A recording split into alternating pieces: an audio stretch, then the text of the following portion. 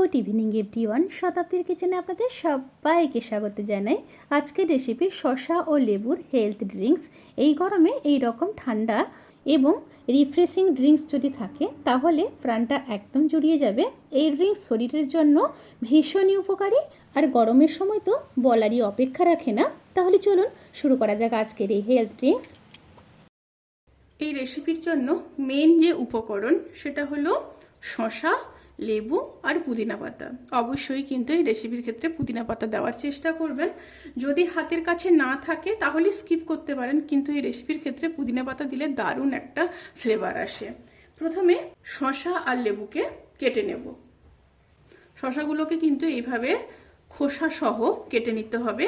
আর লেবুর ক্ষেত্রে কিন্তু অতি অবশ্যই মনে রাখবেন তার খোসা যেন একটুও না থাকে, সাদা অংশটাও যেন না থাকে, সেদিকটা অবশ্যই খেয়াল রাখতে হবে, তা না হলে কিন্তু তেতো হয়ে যাবে। আর এক মুঠো পুদিনা পাতা নিয়ে নিয়েছি। এবার একটা মিক্সার গ্রাইন্ডারের বোলের মধ্যে শসা আর লেবু সাথে পুদিনা পাতা আর দিয়ে দেব 4 চামচ চিনি, হাফ চামচ দিয়ে দেব রক সল্ট, এখানে আপনারা বিট লবণও ব্যবহার করতে পারেন, আর সাথে দিয়ে দেব প্রায় 400 ml মতো জল, আর দিয়ে দেব বেশ কিছুটা আইস কিউব। দিয়ে খুব ভালোভাবে ব্লেন্ড করে নেব। এবার ছেঁকে নেব।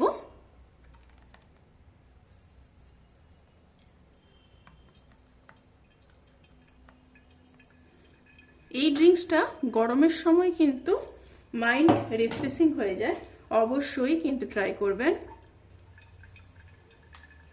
এই গরমের সময় আমরা চেষ্টা করি বেশিরভাগ ক্ষেত্রে ঠান্ডা জিনিস খাওয়ার জন্য। এই রকম ড্রিঙ্কস যদি গরমের সময় থাকে তাহলে তার বলার অপেক্ষাই রাখে না। খুব সুন্দরভাবে প্রথমে ছেঁকে নিতে হবে।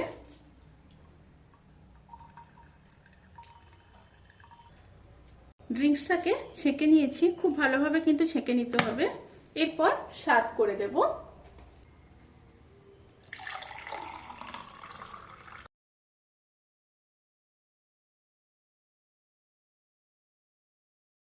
বাড়িতে বানিয়ে সবাইকে পরিবেশন করবেন, খুব ভালো লাগবে, সবারই ভীষণই ভালো লাগবে, ভীষণই পছন্দ হবে, এটা আমি গ্যারান্টি দিয়ে বলতে পারি। আর ওপরে যে স্তরটা পড়ে আছে এই স্তরটা চামচ দিয়ে কিন্তু ফেলে দেবেন। এই স্তরটা ফেলে দিয়ে তারপর সার্ভ করবেন। কি দারুণ দেখতে হয়েছে, তাই না? তো খেতে কেমন হবে নিশ্চয়ই বুঝতে পারছেন। এবার একটু গার্নিশিং করে দেব।